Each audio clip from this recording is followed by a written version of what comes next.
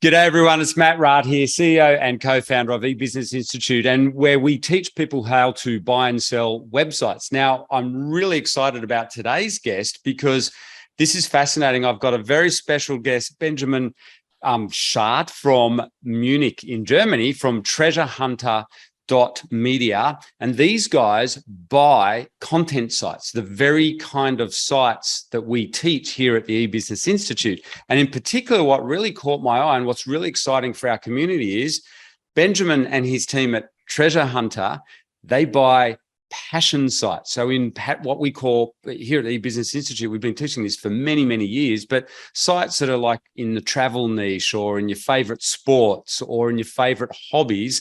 And in particular, what's even more exciting for our community is they buy little tiny sites as well. So they're happy to look at those. So in this interview, what I'm really excited about is whether you're a beginner or intermediate or advanced and you're part of our community or you're totally new to this, we're going to have a chat to Benjamin about the sorts of sites that they buy and why they're buying them, but also how they're managing to double and triple these small passion sites.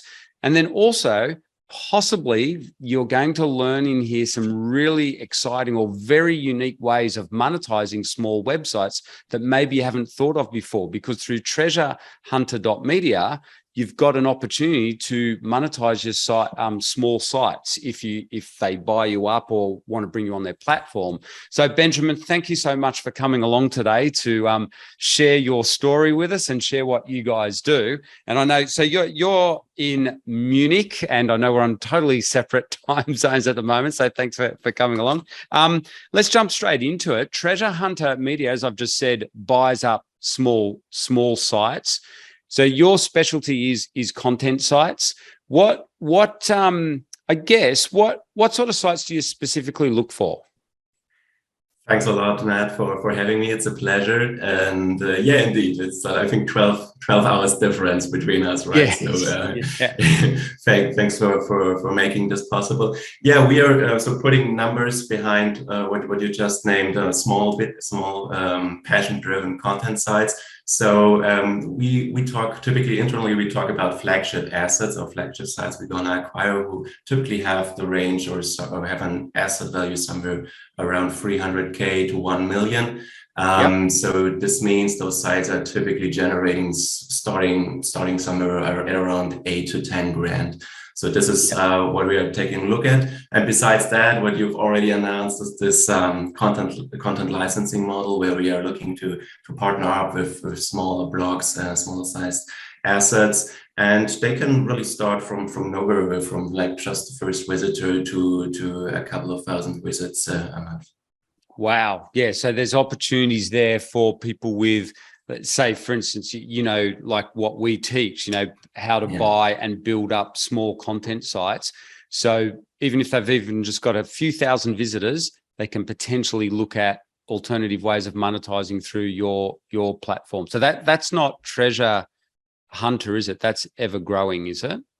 No, this is both TreasureHunter. This is all under the TreasureHunter umbrella. So, those are two angles. So for the flagship approach, we take a look at established assets out there who do have already an existent audience, recurring traffic.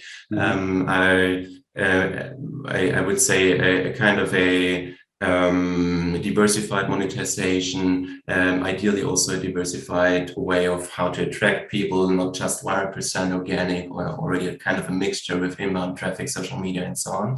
And for these licensing partners, we take a look at blogs that might have just started out, or who have like content producers behind them who love to write, to create content, who have a certain level of expertise in their field, but they lack of possibly, I don't know, marketing skills maybe, or just the time on how to push like the horsepower on the road, as we say here in Germany.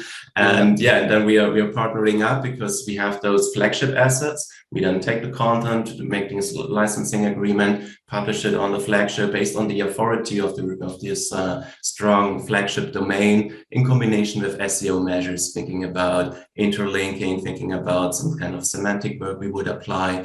Those contents have a good opportunity to rank well, to get organic traffic, inbound traffic, and therefore creating revenue for us, but also, and most importantly, for our partnership partners. Okay, so and in effect, I guess you're still an aggregator. When you and I spoke before, so you've raised funds out there. So you've raised. Are you allowed to say how much funds you've raised? Up to 8 million in total so far. Okay, is that euro or US? It's euro, yeah. It's euro. Okay, so over $10 million you've raised $10 million. You and your business partners to buy up websites. So I guess 101 basic business model to anyone listening here, they could view TreasureHunter as an aggregator. Is that in a kind of top level view? Is that how you would describe TreasureHunter first and foremost? Yeah, I would say digital demand aggregation. This is a kind of a technical term, so I think if you take a look at the purpose why we started, Michael and I, and also Olaf and Daniel, this is our founders team. We really had this and still have this idea of democratization in digital media, because in Germany, but also in the US, and I guess pretty much in every country, there are just a few large players out there who play this monopoly game, and who oftentimes do not have the best content, to be honest. So it's oftentimes those smaller sized assets with those passion-driven content creators behind those assets who are really into this topic, be it like playing tennis or playing a video game, gaming industry, for example, or traveling, and who have like visited a certain country many times, who might have been living there, who have first-hand experience and are sharing these experiences on their sites. And this is the kind of quality content that we are looking for, who might be missing for some of the broader media companies and corporations out there. And this is this kind of a David versus Goliath game, and aggregating a lot of Davids becomes a big Goliath, and this is our goal with TreasureHunter. Yeah, so I love, that's why I've got you on here, Benjamin. I love as you know, I was really excited when you told me what you're doing, because I love that single-minded focus that you guys have. It's very much on creating high quality, but let's call it real passion sites. So they're so you were telling me, and this is actually really cool. You were saying the other day, you do exactly what we do. You're out there hunting around for, and that's why you call Treasure Hunter. You're hunting around there for these, real sites that they can be big or small, and making approaches to them so that you've got these in these passion niches, like you said, because there is a lot of how do we word it? I don't know, generic big sites out there that aren't really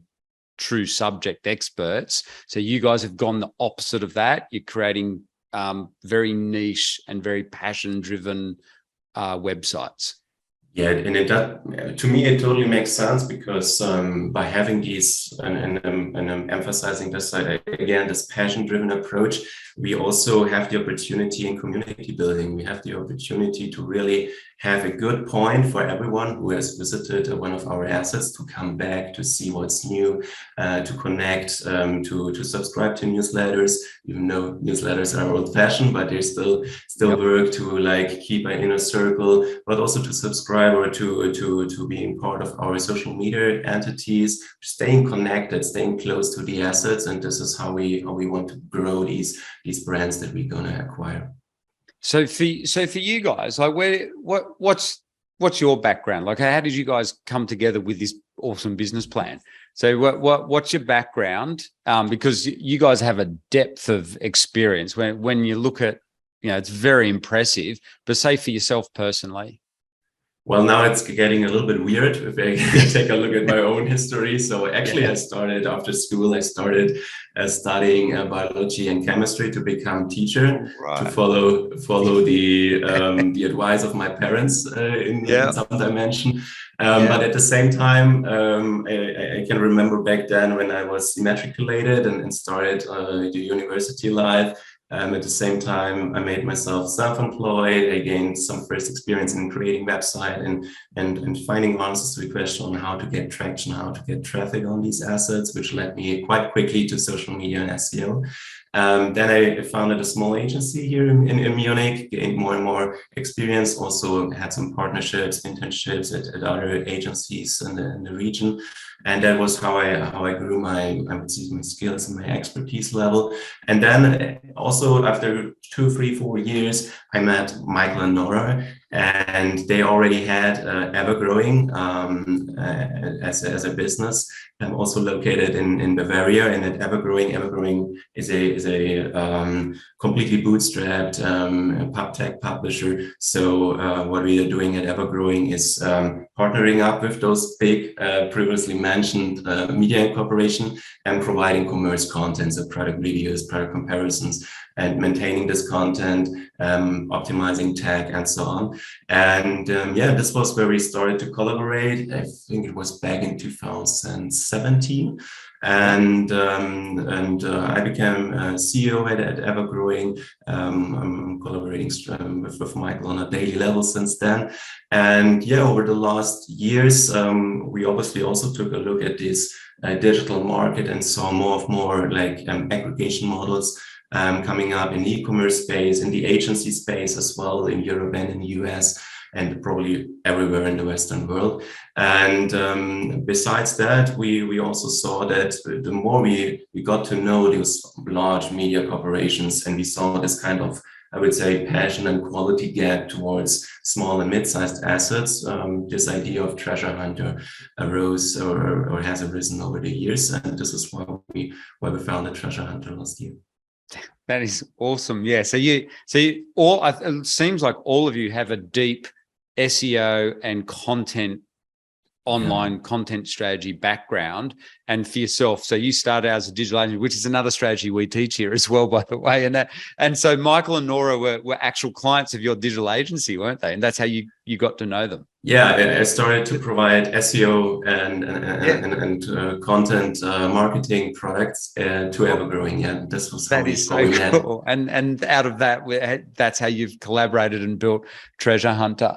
Obviously, your strategies revolve around content and SEO, and you're very, very strong in that. So that's kind of your superpower. In terms of looking at these sites, you've identified that you want these passion sites. Let's have a bit more look at that. Can you give us some examples of the sorts of sites that you would typically buy? And you know how you mentioned you've got like the flagship site as well, how it all works and how then you can roll these sites into your portfolio. Yeah, I think so. I would just quickly lead you through the overall process on a top level. I think so. I think everything starts first with data mining and research, right? Like, what are the assets out there? So we do not only follow on market the on market approach with Empire Flippers, Flipper, you know them all, platforms, but we also have like an off market approach. Based on data we are aggregating. For example, there are those thousands of SEO tools out there where we can measure the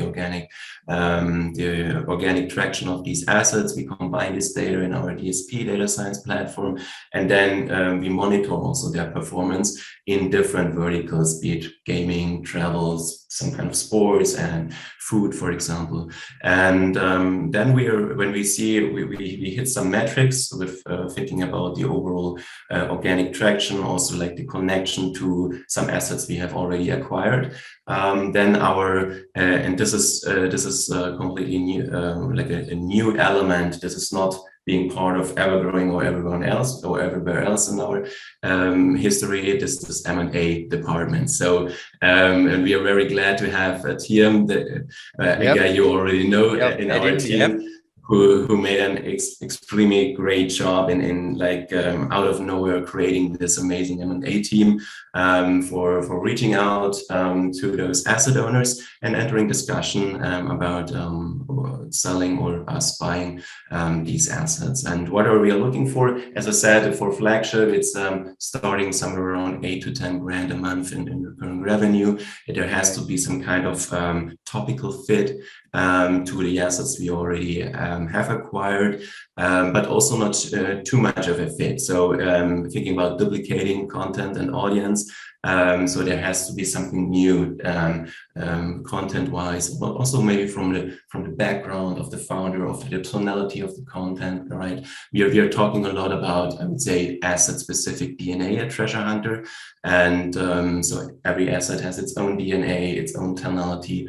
And yeah, once we have a good match there, and we have acquired the asset, it's then on our onboarding department led by Andres. Andres comes from a Chicago Tribune. He has tons of experience with all different kinds of asset and asset sizes, from small to very large ones. And in the onboarding, it's all about exploring based on audits, low-hanging fruits, and how to grab those low-hanging fruits and curate those in the most efficient way. And then it's also about thinking about long-term strategies, thinking about portfolio strategies, synergy-based mainly, with the assets that have already been added to our portfolio. And in the end, we have then a clear forecast, and in connection to that, an operative game plan, a blueprint for this specific asset. And then those information will be forwarded to our operation teams, led typically by a product owner, one product owner per asset, and the operative department, SEO, social media, tech, editorial, and so on, who are then taking care of those discussed and defined operational steps. So this is I would say, the top line approach, and the licensing partnership is kind of an operative element for already acquired flagship assets. Okay, and in terms of your buyouts, you like to own the asset entirely, don't you? But you are happy to do an earn out over time. Do you want to explain and how that works? Plus, also, Benjamin, how much do you pay for these websites? What sort of multiples are you paying? Because you do structure very good deals, don't you, with potential sellers? Yeah. So once again, I can just refer to TM, who really did a lot of analysis, market analysis work, and obviously has good negotiational skills. But in the end of the day, we typically acquire these days those assets for an EBIT multiple of somewhere around 2.5 to 3.5. This is the average zone for flagship assets. For licensing partnerships, we typically structure the deal in a way that we define an EPV, an earnings per visit, and then we provide Google Analytics access, or whatever tool we are using for traffic measurement. And then on a quarterly level, we see what was the traffic, we multiply it with the EPV, and that's the revenue for the licensing partner. And if the licensed assets and the URLs have already had some revenue baseline, some revenue level before, we lock this as a minimum amount. So there is no risk in the end of the day for the licensing partners. So the licensing part of it, you should explain that more, because that's where people in our community could be really interested. This is not necessarily an outright sale, or doesn't necessarily have to be a big website or anything like that. Exactly. It just has to be, first and foremost, it just has to be good content that's a fit with one of your existing flagship digital assets. Is that correct? Exactly, because you mentioned the German travel blog before. Reisefroh.de. So Reisefroh, thinking about the DNA of Reisefroh. So it's a blog about sustainable travel at a low budget, I would say, especially attracting, or especially important, I would say, for students, for I would say people at the age somewhere in their 20s. This is the large or the I would say focused audience we have at RiserFro. And let's say we stumble upon a blog that is focusing on sustainable travel in Austria, in the Alps, for example. So this would be a very specific asset that would have a DNA match to RiserFro and on a geo dimension, I would say. And then we would reach out and offering the flagship model, and we would then also provide a content plan. But because typically, even if it's a focused blog, bloggers who are on fire in writing, they write about different topics sooner or later. And we come up with a content plan noting all the URLs that we would be interested in, maybe 50, 100 URLs. Who are focusing on, for example, visiting the Alps and doing sustainable or spending a high quality time there at a sustainable level. And that's how we approach. And then we obviously have some back and forth. We get some traffic figures, typically a read-only access to their Google Analytics to explore what's the status quo on the traffic traction level. Then we come up with a forecast where we think if we implement this content on, for example, RiserFro, be it on a dedicated subfolder, be it spread on different subfolders. In this case, it would make sense to add it as an additional subfolder to traveling Germany or southern Germany, and then Austria, Switzerland. We have already this kind of folder, so there it would nicely fit in. And then we also pass this to our SEO department, looking for what are kind of synergies do we have, what kind of interlinking could we implement, or is there room for improvement in a semantic way, or these SEO measures like optimizing meta descriptions, titles, H1 headlines, and so on. So it's an operational game in the end. There is not a huge magic behind it. It's a tough work on our end to find out these topical and SEO and content-based matches and fits. And once we have an agreement, we typically get editorial access to the WordPress backend, to the partnership or partners backend, and then we manually take the content, copy and paste, put it to our site, and we do this SEO work, the integration on the flagship end, or we use an WordPress import export or any other kind of semi-automation for this I would say content migration, content transfer. And on the same time, we need to make sure that the content has been depublished and de-indexed. Obviously, we don't want to create any kind of duplicate content there. And we check this on the search first before we then publish the content on RiserFro in this case. And then on a quarterly level, so the partner gets Google Analytics access from the flagship. He or she always sees like what's the traffic level, so it's completely transparent. And on a quarterly level, we sum up the traffic of the provided contents and URLs, multiply with the EPV, and that's the recurring quarterly revenue for the partner. Excellent. So you, in a sense, you're merging the content with yours. You take the content of, say, a very small micro niche site, and you just put it onto your flagship website. Exactly. And yeah. And the reason why it works that well is really the power of the root domain, from the root domain. In this case, RiserFro, typically the flagship asset has somewhere around 10x to 50x more traffic, more referring domains, a higher domain authority.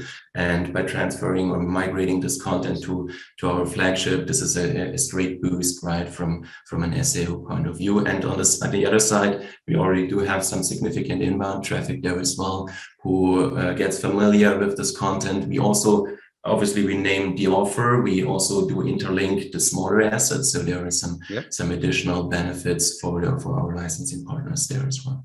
And I think, Benjamin, one of the other powers that you guys have, it seems, is on the monetization side. Can you talk about that too? Because obviously you're very strong in Europe too, which is of great interest to my, like when you and I were talking. I think that's the other, I know I'm jumping around a bit there, but that's the other cool thing about what you guys are doing. I know, you want to go to other countries, but it's very successful for you in Germany. So I think anyone listening to this, if you're in Europe, you don't need to just think about the traditional, American-based brokers or American-based websites even.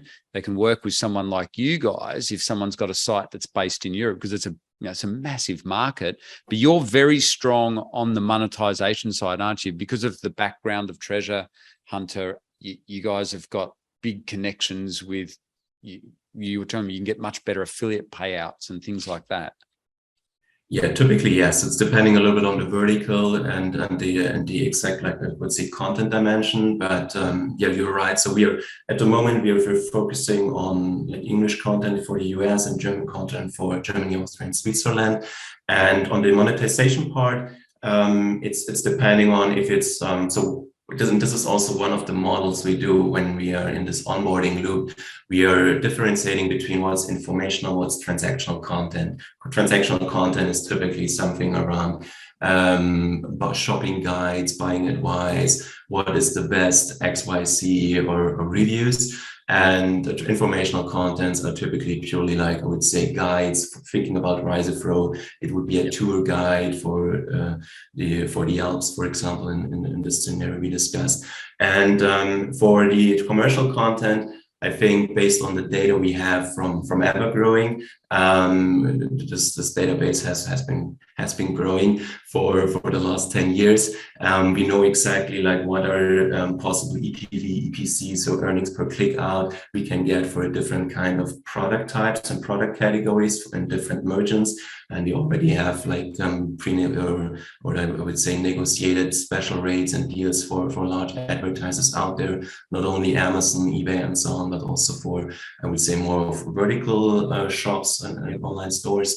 And besides that, we are starting also to more and more thinking about like display monetization, native ads, and so on. Based on the facts that we are now more and more of these Davids that we have aggregated, we are also getting more and more interest there at that level to further negotiating rates and getting better conditions, as I would say a standalone asset owner of just one blog would get in the end of the day. And besides that, and there I want to quickly introduce also Wesner from our head of sales, who is into this, I would say, active sales approach and actively reaching out to possible new advertisers or brands out there who have some branding budget, but also maybe some performance marketing budget to spend on our assets. Excellent. Yeah. So from the point of view of basically a smaller website owner, in effect, they're partnering with you, like it's a symbiotic relationship, but they're partnering with you guys because you guys have gone ahead and you've got these big flagship digital assets in particular passion niches, and by their very size and all of your connections, and you've been able to negotiate much better monetization through better affiliate offers or better advertising rates. And also you've got much better SEO opportunities with a really big flagship site, and you just can merge in smaller sites into those flagship assets. And that's basically your business model. That's what you guys do.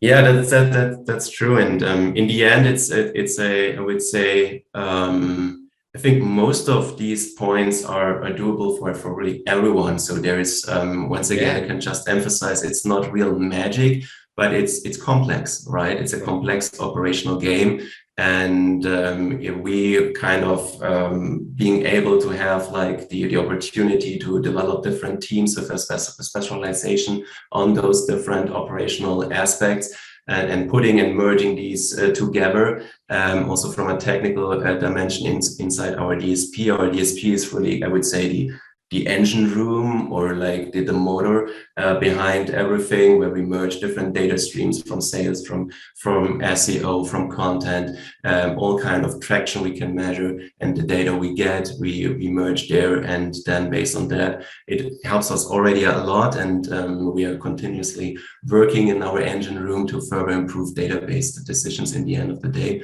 And therefore, it's a win-win. It's a win for us at Treasure Hunter, but also for any partner, publishing partner out there who wants to partner.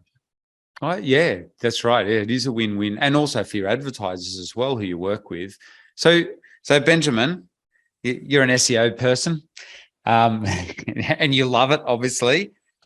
What sort of things, let's look at some of the, because this is the other cool thing that we can learn off you, Benjamin, because here you are, you've raised $10 million to do this. You guys are legends at it. You have this big portfolio of existing websites as well. What sort of things do you do SEO-wise, or what do you do to double and triple revenue? So we've talked about getting better affiliate and advertising rates. What other things are you doing? Most of the aspects are really based or derived from the audits we initially run. So we have, I would say, standardized blueprints, but they are flexible for each individual assets, because no asset 101 works the same way as another, but there are principles to follow in a very similar way for every asset. Maybe to circle back to RiserFlow and what worked there, for example, has worked there and is still working great. It's first thinking about this SEO audit. There were some obvious low-hanging fruits that we cured back then. For example, the title tag was doubled on each individual URL, so we got rid of that. There was some kind of no follow internal linking, which didn't make too much sense, because you really want to have this link juice flow through through the different URLs, especially if they have some I would say topical relevancy for each other. So we fixed that. What else? I think, and you mentioned this already, this kind of content sculpting. I think this is a point that we see more and more often. It's that asset owners, especially if they are also in the same time the main content creator, as I said, they follow their passion, they write what's in their scope of interest. And from time to time, this is in another direction than actually the search engines see and evaluate the asset. There is this kind of, I would say, topical agenda that the Google algorithms and all search engine algorithms have for a specific asset, and they tell you, or the asset owner, by how they rank those different content groups, if it's in their scope or not. And based on our content sculpting and content evaluation process, we take a look at the content and see what are winning patterns, what are patterns that obviously Google wants to see on the asset, which is performing great, and what are patterns of the path that the content creation has worked, or the content producers have created in the past, but they're obviously off the path because they're sometimes not even indexed, or if they're indexed, they're ranking badly, and they are then even distracting the focus of the overall, I would say, of the overall content building that has been created upon on the asset. And we are content scouting. We are detecting these kind of non-performing and also kind of maybe misleading from an audience point of view contents. We have a process of recycling, reusing, merging this content if there is some kind of connection, still some kind of connection to the actual content we want to see, or we just get rid of it. And this has worked extremely well for RiserFlow, and this is a continuous pattern that we work on for each individual asset. We have in our onboarding process. At the same time, we also take a look at this transactional versus informational share ratio. So there are some assets out there. I would say they have a big overlap on the transactional part. Thinking about maybe you have 100 articles and 85 are around reviews, are about comparisons, presenting some kind of products, might be some kind of advertorials, and have this sales language behind, and only 15 are informational. This is I strongly believe this is a significant risk for these assets nowadays, as Google wants to see more and more informational content, and so it should be legit for every user to come back for information and not for getting sold something in the end of the day. So this should always be the inner scope, or the main motivation. And we measure this again. We have this kind of analysis, and then we derive content plans on how to cure and fix this in a more informational part and way, or to maintain this ratio if there is a long track record and if the transactional part is not like over the moon. And I guess that's particularly important with passion sites too, isn't it? So Yeah. if what you guys are doing, and I guess anyone in our community, it's the same, it's good advice, is really make sure you've got lots of good quality content, but informational content about the hobby or the passion, useful stuff. It's not just all about reviews and selling products and things like that. So one of the things that you also work on a lot is, like you said, fixing up the content, standard tidy ups of content, like anyone would who is fixing up a website. But also, you mentioned to me before, you spend a lot of time on the on-page SEO, so the technical side, but also fixing up titles, subtitles, all the standard stuff. It seems, Benjamin, most of it really what it boils down to. And you mentioned better internal linking, not even external linking as so much. Semantic keywords you mentioned. So really, in your mind, as an SEOer, realistically, what you're doing, do you see it as pretty straightforward? It's not like, I think you mentioned before, it's not magic or anything, is it? Would you say it's kind of the standard stuff that most people who are learning SEO are taught, that you're doing across these sites? I would say 90% is exactly that, right? So 90% is really following best practices, following also I think we have never tasted the scope of wisdom by ourselves. So we're also taking a look like left and right and see like, what is the competition they're currently doing? What are they into? And having these monthly research.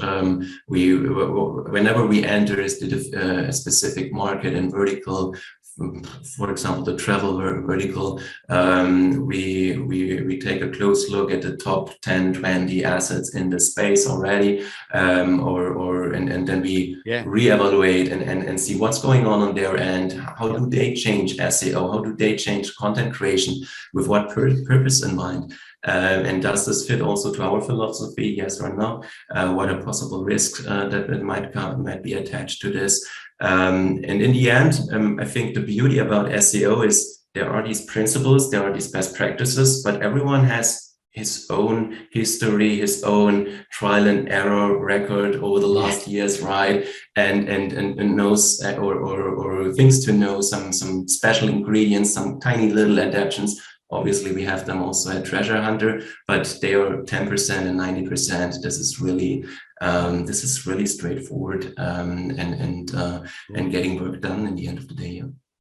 So Benjamin, that it's really exciting to hear what you guys are doing. And also I love, of course, all of us love here that you're coming from an SEO background and you've had a digital agency. But I'd like to say, I think from what I can see, your whole team has that in their DNA, that we want passion sites, we want high quality content.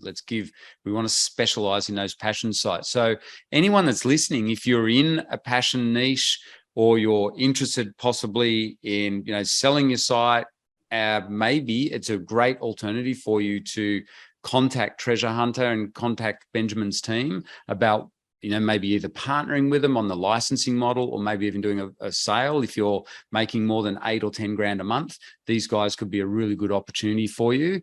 So did you want to add anything there, Benjamin? Anything in particular that you're looking for at the moment? Any particular niches you're interested in? Yeah, so I think in the end of the day, and also thinking about the overall global economic situation where the world is currently in, and all the challenges that come along, I think focusing on passions, focusing on topics that are triggering emotions and that are deeply not only in the mind but also in the heart of readers. Yep. This is crucial in our days, and be it travel, be it gaming, be it any kind of sports and food. I think those are the central verticals that TreasureHunter currently is looking for, and we'd love to connect with everybody. Be it asset owner, be it also SEOs. I think masterminding is crucial for SEO as well. Yeah, I'd love to chat with you and your audience, and see what's coming on. I think it's always a win-win to expand the scope. Absolutely. And to have discussions about the things we obviously all love. Yeah, and I just think it's so fascinating having you on here. With you guys are so niche. You know, you've gone out there and done this. And I love what you've just said. Focus on those, not just passion niches, but have that emotional angle as well, that's, you know, heartfelt, or that moves the heart. I think it's funny, isn't it? Google notices that, especially in these passion niches, and they're real sites. That's what you guys are really zeroing in on. So that's in the DNA across everything you do. I think that's absolutely fantastic. So yeah, would love to have you back on for an update, say, you know, later on in the year. Come back on and tell us what you found. And for anyone listening, where can they reach you, Benjamin? What's the best way to start a conversation with you guys? I think the best way is just reaching out via email, to me, to TM, to Michael, visiting our website, TreasureHunter.media.